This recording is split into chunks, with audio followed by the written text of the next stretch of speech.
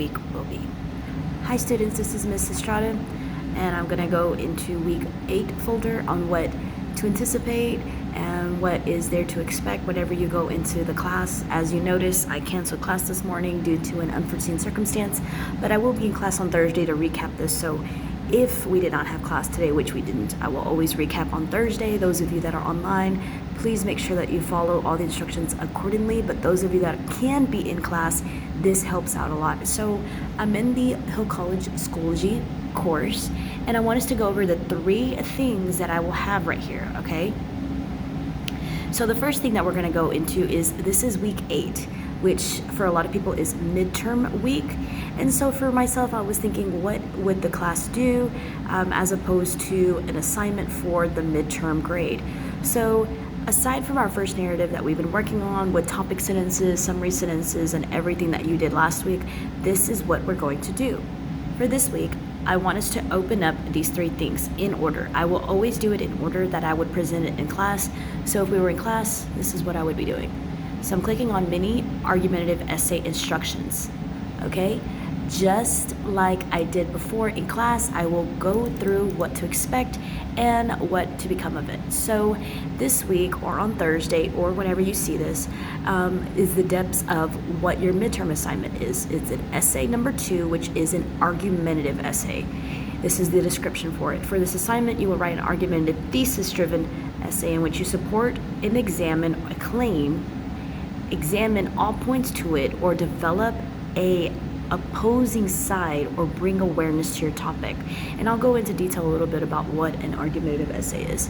So an argumentative essay, first and foremost, states the thesis in the introduction. It makes sure that our thesis is well within our paper, and it structures ideas in a convincing manner.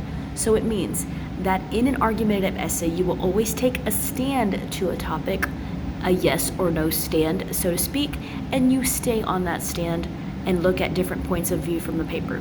So these are some of the topics, or all the topics that you will get to choose from. So this is a mini essay, and I will go into that here in a second. But these are the topics. You will choose one. And so basically you're just answering the question in different paragraph forms. So you get to choose one of these. A well-read person is not necessarily a smart person. Or your past should not define you. Or is getting a college degree worth the cost? Or should Shakespeare still be studied as part of the college curriculum? Or do paparazzi have the right to pursue celebrities? Or all students should receive some form of governmental assistance? Or what are the drawbacks of using artificial intelligence?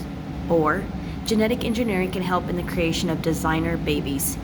And I'll go in a little bit in detail of this one. Is now with science, we can determine what kind of gender we would want for our baby, how our baby would look like, if we can avoid or defer from genetic mutation or illnesses. That's what designer babies are.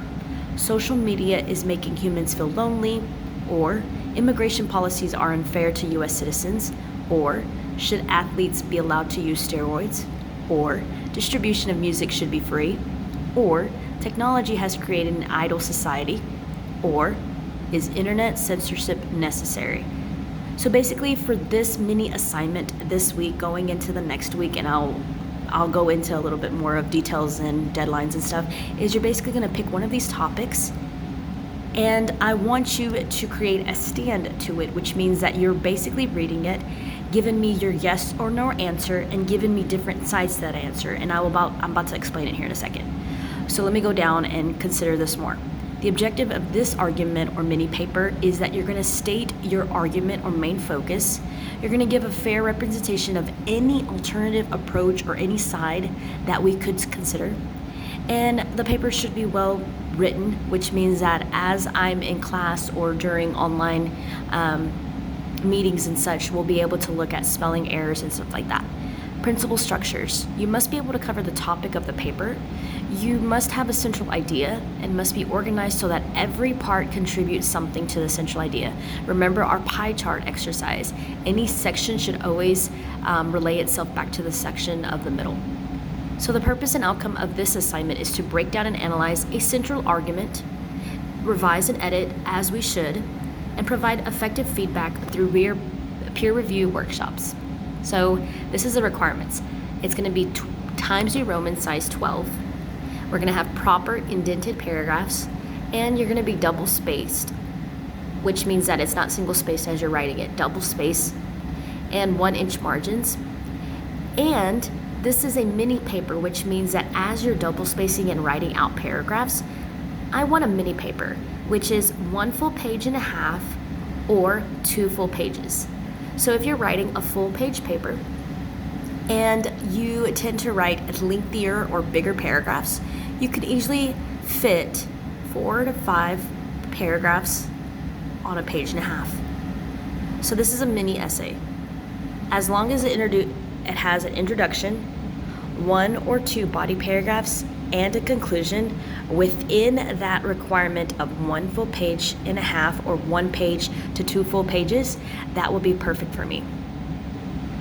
So the criteria for this is we have to analyze our topic. We're going to make sure that it exhibits development and make sure that we have our proper heading in the left-hand corner. So as we're typing our paper, we want to make sure that we have your name, your course name and section name, Professor Estrada, the date, and a center title. So that doesn't mean that one of your topics is you're just renaming the topic. I want a good title, okay? And this is a timeline that I was gonna go over in class, but because I wasn't there, I'm gonna go over it right now, but also on Thursday. So today, had we been in class, I would have gone over the instructions, what is a mini essay, and the PDFs to follow, but also the same thing.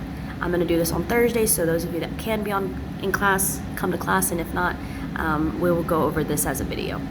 So as you notice that I've already broken down the dates. As you notice, next week, it'll say 10/19 student conference this week, no class session. 10/21 student conferences this week, no class session. Had I been in class, I would have explained this a little bit more. There's a lot of students that kind of need to know where they're at with their grades, kind of need to know where they're at with their progress, and just kind of need some one-on-one help. So what I'm going to do is next week, it's even scheduled in the syllabus, and I will start printing out the syllabus so that if you have a hard time trying to figure out where we're at on a timeline, or you kind of want to know what everything's due, I'll start posting things outside of the classroom so that everyone can follow it. Notice that next week, there will be no class in session, which means that you do not have to come to class. Give me 1 second.